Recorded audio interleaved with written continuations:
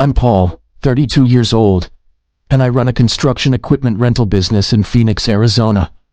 Before my father passed away, he told me something, and I never forgot it. He said, "Son, trust must be earned, but legal protection must be built in advance. Sometimes the people closest to you are precisely the ones you need to guard against the most."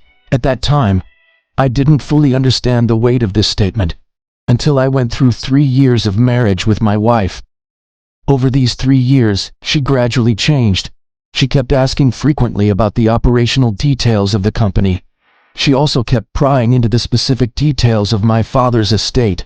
She even secretly contacted lawyers behind my back. What alerted me even more was that my credit card bills ballooned like a blown-up balloon. The bills were full of spending records from luxury boutiques. There were also spending records from high-end restaurants, and spending records from resorts. But I had never been to any of those places. At that moment I suddenly realized that this marriage might have been a premeditated scheme from the very beginning.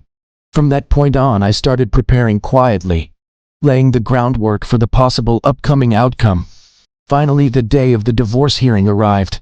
She walked into the courtroom with her head held high, wearing a designer dress bought with my credit card.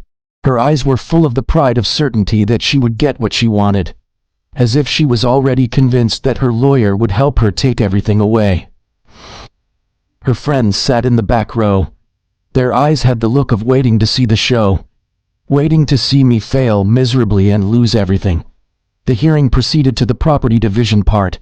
She suddenly let out a smirk and said in an arrogant tone, "I'm taking 70% of your assets, including your father's estate." As soon as her words fell, the entire courtroom fell into complete silence in an instant. Immediately after, waves of gasps filled the air. Everyone thought I would panic, but I just stood up calmly, took a 2-page document out of my bag, handed it to the judge and said, "Please check it again."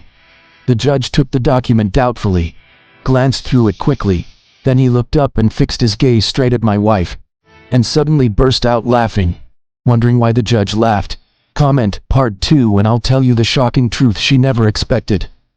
Actually, months earlier, she had already signed that document that sealed her fate.